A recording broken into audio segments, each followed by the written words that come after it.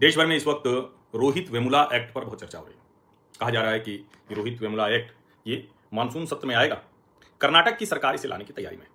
अब ये रोहित वेमुला एक्ट है क्या, क्योंकि आप में से बहुत लोगों का सवाल आया तो मुझे लगा कि जानना चाहिए।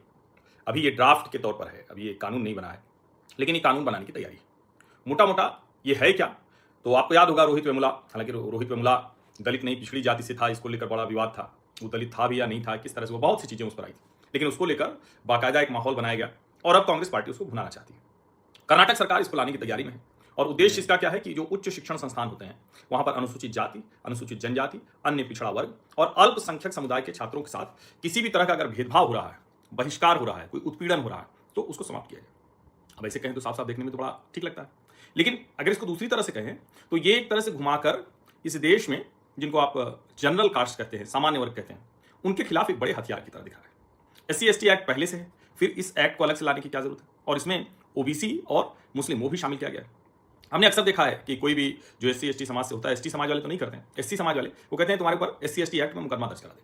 अभी आपको ध्यान में होगा कि चंद्रशेखर जो नगीना से सांसद हैं, वो तो अक्सर धमकी उनकी देते हैं पत्रकारों को। अभी एक उनकी धमकी बड़ी वायरल हो रही थी। अब इसकी वजह से लोग डरते भी। कानून का जो डर है, कंटेम्प्ट ऑफ कोर्ट, कानून की अवमानना से अधिक डर अब लोगों को SC/ST एक्ट से लगता है, तो कोई भी कुछ भी कहते हैं।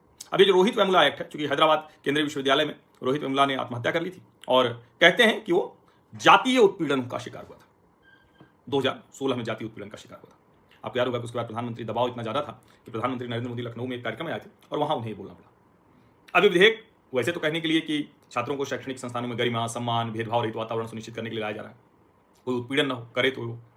अब लेकिन एक तरह से कहें तो ये बड़ी खतरनाक दिशा में जाएगा। ड्रैकोनियन लॉ जैसा है ये, और एक बड़े वर्ग को टारगेट करने के लिहाज से देखा जा सकता है।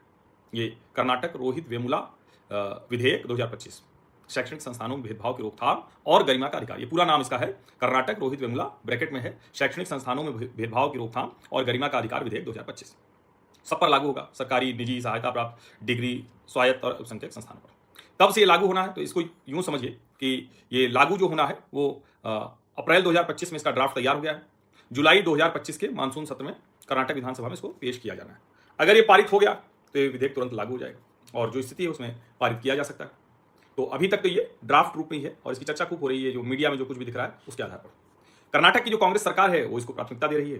कांग्रेस नेतृत्व से राहुल गांधी की न्याय यात्रा का परिणाम बता रही है। जाहिर है ऐसे में तो वो आगे करना चाहेंगे।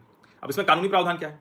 जाति, धर्म, लिंग, भाषा, सामाजिक पृष्ठभूमि के आधार पर भेदभाव करना गैर जमानती और संज्ञेय अपराध होगा। अब वैसे तो इस आधार पर वैसे भी कई धाराएं हैं, लेकिन जब गैर जमानती और संज्ञेय अपराध हो जाता है तो भेदभाव हुआ है कि नहीं हुआ है ये कौन तय करेगा?